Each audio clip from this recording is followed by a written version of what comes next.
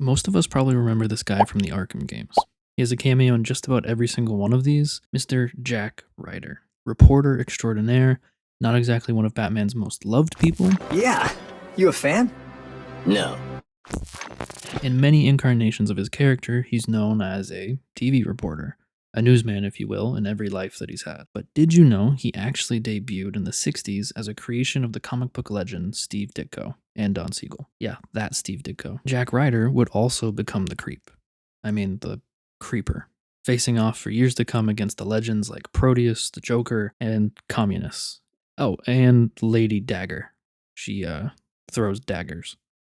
So today we're going to be covering two different origins for this guy, because he did originally debut in the 60s, but it's super short and he's so different than the modern rehashing of his origin, and I kind of think his more recent one in 2006 was a lot cooler for a lot of reasons. So let's start with the older one first. Jack Ryder first appears in showcase number 73 as a hard-headed reporter who isn't afraid to offend anyone.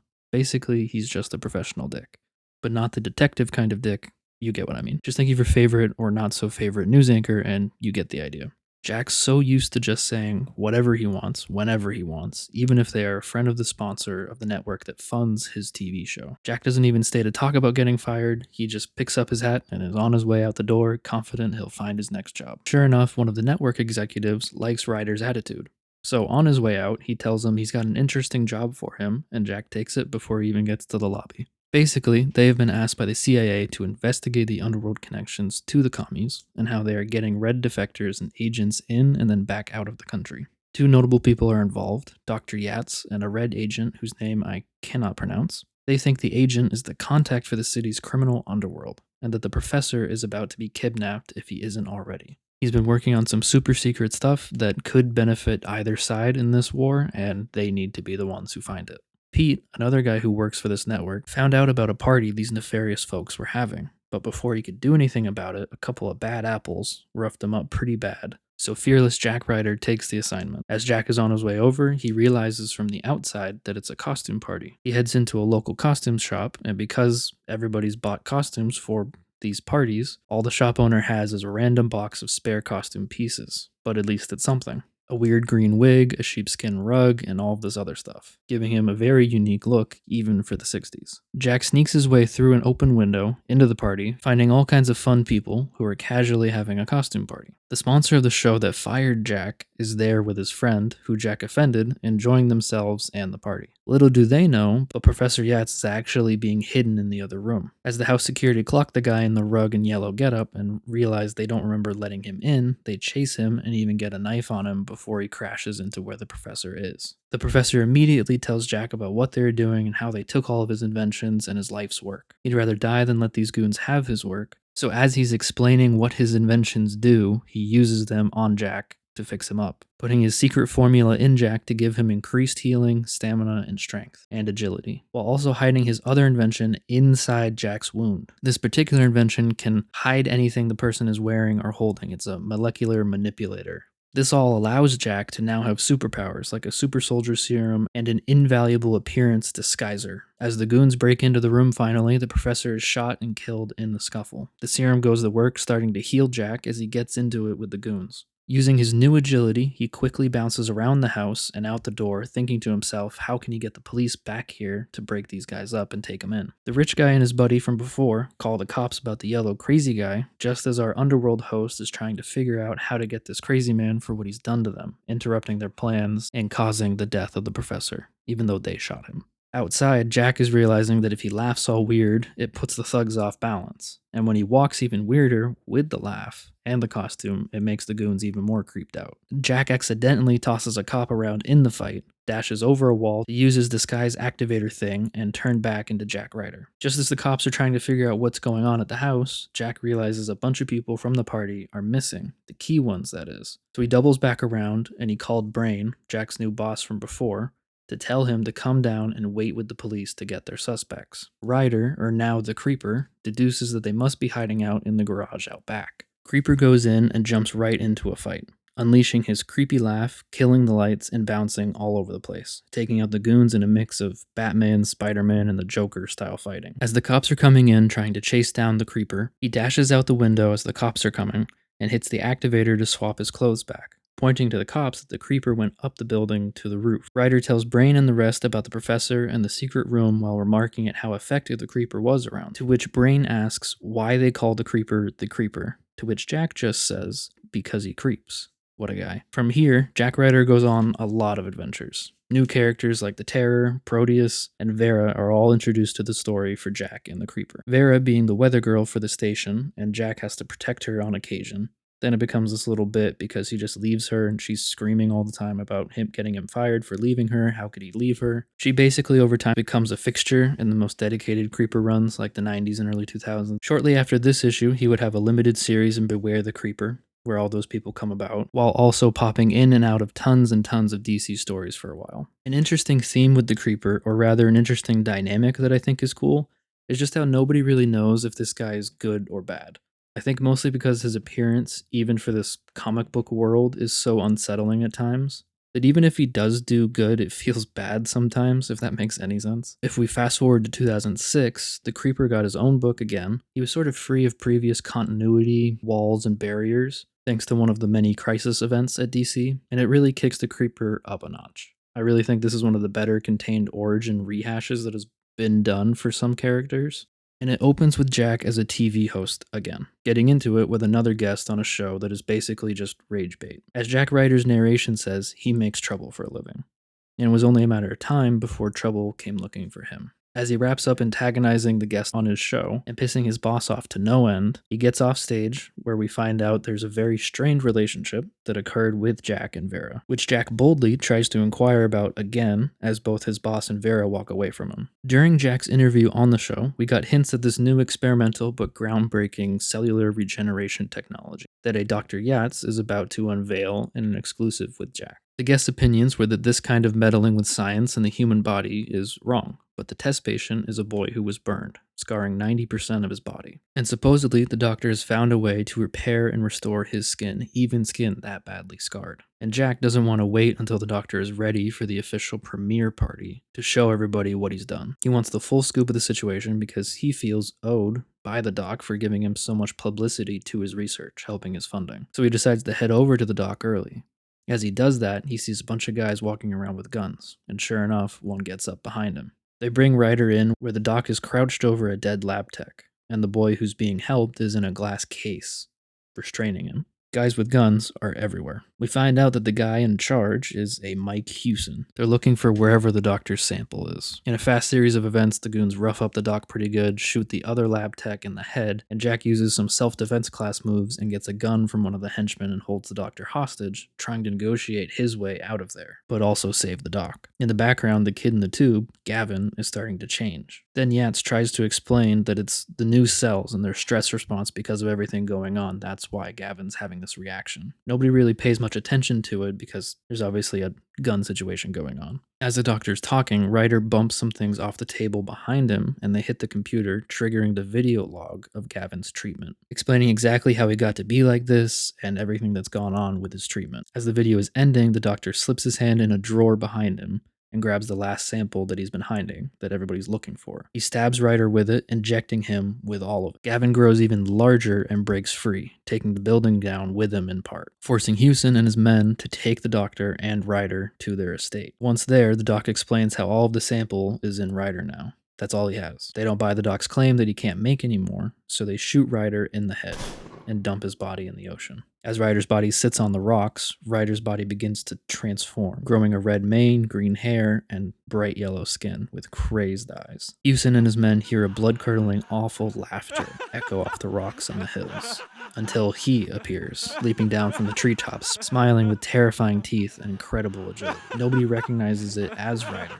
He's got incredible power now, strength, speed, agility, and this laugh. His laugh actually hurts people like some kind of sonic weapon. With a thought, Jack can change into Creeper or himself again, instead of the old activator. Over the rest of the series, Jack and the Creeper form their own identities of sorts. They both exist and have their own thought and speech bubbles throughout the series, which I think makes for a more dynamic read and makes a bit more sense of the aesthetic, if you will. Jack learns how to balance this new power and this new persona in his body. He doesn't have the powers unless he is in his Creeper form, and when Creeper is in the driver's seat, so to speak, Jack is the interior voice, and vice versa when Jack is the body. This combo of Jack and the Creeper go on a mission to pay back Houston and his father while also rescuing the doc. But before he can, Gavin is on a bit of a feeding frenzy while also trying to find the doc himself. On Gavin's own hunt for the doctor, he bursts into the house that's holding the doctor, giving the doc a chance to slip out a window in the chaos. Meanwhile, as Creeper is trying to hunt down the doctor as well, he runs into Batman, of all people, while moving around Gotham. Batman is clearly in the middle of something, but he asks him who he is, and he asks him if he's good or bad, echoing back to their earliest encounters back in the 60s and 70s. Creeper says, "They're good. Yeah, good." Batman says he doesn't sound so sure, and if he changes his mind, they'll meet again. Not too long after, Creeper runs into the Axeman, which I didn't even know was a person, and from the gist of it, he's basically a less cool Punisher, but with axes and hatchets from what we're shown here. He wants to cleanse the city of those who do bad things and justice by killing them because Batman won't. I think I've heard that somewhere before. Creeper figures Batman must have just run into him and decides to give Batman a hand by roughing this guy up and getting him off the streets. And in some quirky Creeper fighting, he does just that and even takes a hatchet to the chest and survives it like it's nothing, showing us the extent that Creeper can heal and not really feel pain. But where the story turns is when we find Houston's father holding his lifeless body in the ruins of his house after Gavin's attack. Creeper asks him some questions about all of it, the doctor, the experiments, their business together. As it turns out, Dr. Yatz was hired by Houston's father, we'll just call Houston Sr. for right now. The doctor was hired by him to create soil treatments for his homeland, where starvation was hitting record highs and killing people. But Yatz took the money and was working on something called Smart Skin instead. Creeper promises to find the monster that destroyed all of this and the doctor. As Creeper goes to leap away as the police are headed there, he ends up leaping down into a pit where Gavin, our skin monster, was hiding. Meanwhile, Batman does some super sleuthing to break in and talk to the Axeman after his encounter with the Creeper. He hears about the hatchet going into his chest and grabs it from the ceiling of the evidence room while a couple is in the middle of some workplace fun. Meanwhile, Creeper and Gavin are fighting like it's your average Monster Hunter game, with some added spice of Jack and Creeper having disagreements and Creeper only wanting to come back out if Jack says he needs him. Jack, of course, does need him to get out of the whole monster trying to eat him situation. Back at the TV station, Vera is being questioned for where Jack is by their boss. While she has no idea, she pitches an idea for the show to cover their situation of a missing host. She also goes snooping to try and find something about where Jack is. After breaking into his apartment, she only finds some red hair, remnants of Jack's Creeper persona, and his crazy red mane, of course, but she thinks he's got some new red-headed love interest. At the Batcave, Batman is running the samples of blood off the hatchet for matches. The green blood is unidentified, but the regular blood is a clear match for Jack Ryder. Jack wakes up on the beach, realizing that the giant teenage skin monster that is Gavin beat the crap out of them. From the tracks on the beach, it looks like Gavin met up with a friend as he was leaving. So Jack's show is going to have to wait, and Creeper and Jack are still on the hunt for Gavin and the doctor. The next issue opens up with the mysterious backer to Yatz and his secret plans. Gotham's own clown prince of crime, but we're only alluded to him, recognizable by his signature smile. He throws Mike's father out the window of his office building into the street for his own amusement and the almost death of the good doctor, his partner in these particular crimes. As this is happening, Vera takes the chair for Jack on the show, sort of highlights of the last year of content of Jack, while also addressing the latest news in the city about this figure now known as the Creeper. Vera's only enjoying the role for but a moment, and then she starts to feel bad, missing Jack because, yes, he's a creep in her words, but they both cheated on each other and she just wishes he was around. The Creeper is swimming through mines on his way to figure out what's going on and where the big monster got off to. As he gets up on the shore and over the compound's walls, he finds Gavin. But this time, he's even bigger and crazier looking. Gavin roughs up Creeper pretty good again, throwing him like a ragdoll. Vera is working late when a couple of undead goons, the revived and dark scienced up bodies of Mike Houston from earlier, are waiting for her in her office to try and get Ryder's girl, so they can try to coerce Ryder out into the open, supposedly. But before anything can happen, Batman saves Vera and questions the revived Houston in a classic Batman way. He gets what he needs to out of him before we are back with Ryder. Unconscious, and both Creeper and Jack are trying to figure out what happened. Maybe they're in a coma from getting rocked by the monster boy, but Creeper wakes up to the doc talking on the phone, and both him and Gavin are being drained of their blood in a lab. Yats is beaming, terribly excited about the progress he's made and what Creeper represents for their goals and expectations. All they need is a bunch of blood samples. The doctor tells Creeper that this person on the phone was the benefactor to the newest element that he added to his discovery, the discovery that led to the sample that created the Creeper. Creeper tells him he's going to kill him for this, while trying to get the doctor to spill on who this other person is. Just as Joker walks in, beaming ear to ear, but in the background, Batman is gliding in behind him. Batman and the Joker get up to their usual fisticuffs. Joker deploys some gas, and the Doctor puts on a gas mask, as does Batman. Yat says farewell to the Creeper, telling him not to fight the harness holding him. After all, Gavin's restrained. He's perfected his new serum many times over, and he's so happy with the results. The Doctor also breaks what's left of Gavin's heart, as his mind and body have been so messed up. His only attachment was really to the original hope of the Doctor helping him get his life back. But the Doctor just used him for these horrible experiments, and in the end, regards Gavin as a brainless monster. As the Doctor is leaving, he lifts his medical bag on his way out to reveal a newspaper talking about how a bus of inmates is still missing. Yats then injects Batman from behind him with something to put him out and free the Joker up from the battle. Joker takes some time to look at the Creeper and admire his part in this new creation, revealing that there's a little piece of Joker in Ryder, by way of the famous Joker venom. Joker and Yats leave. Batman struggles to recover briefly as Jack and the Creeper swap to get some wiggle room to get out of the harness and change back into the Creeper by the time Batman sees. But of course, Batman already knew that he was Ryder. They talk out a plan to get the Joker and Yats and what they seem to have been planning this whole time. Creeper tells Batman to go after them. He will catch up. He wants to figure something out here first based on some things that the Doctor was saying earlier. Batman goes after Joker, while Creeper frees Gavin, and just as Creeper is exploring deeper into the facility, we realize it's a prison, and the Doctor has a remote control in their helicopter that he presses, releasing an army of Creeperified inmates. Those same inmates captured from the bus. Creeper is in deep against all these Creeperified people, wave after wave of them piling on trying to tear him apart. Just when it seems like Jack is out of options, Gavin leaps into action, saying he will help Yellow Man because Yellow Man helped him. The combo of Creeper and Jack remember all the mines in the water, so they tell Gavin to throw all the Creepers into the water. As one after the other sink, they trigger the mines, blowing them sky high. As Gavin and Creeper take a moment to reflect or rest, Gav asks if he did good. Creeper tells him he did.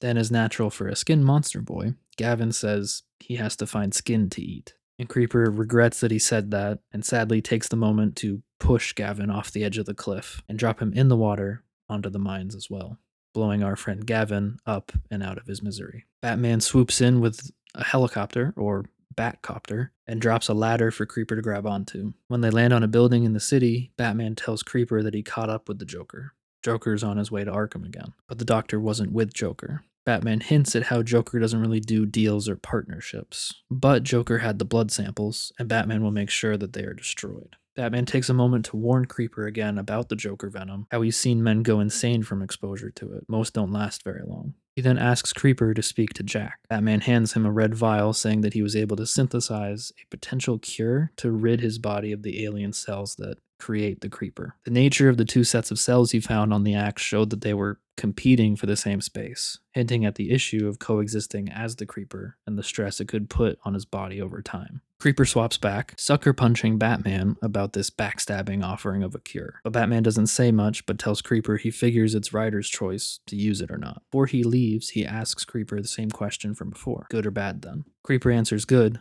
Definitely good. As for what to do about the Doctor, Jack says the Creeper, let's do it his way. They head back to the station for a quick, hey, I'm not dead, and by the way, I need to put something on the air. He does a super quick announcement about his prior endorsement of the work of the good Doctor, but now he must be found and held accountable for all of his selfish and horrible acts under the guise of this research. He pleads with Gotham to help bring this man in and to connect with the police to arrest the Doctor. It's very short, and Jack's boss is trying to yell at him and be mad, but somebody comes and tells him that the switchboard is lighting, and they're getting all these calls, and the ratings will be fantastic if they can get a camera crew out there. And Vera is distrusting as usual, but Jack tells her she should cover the arrest. He'll take a backseat to this one.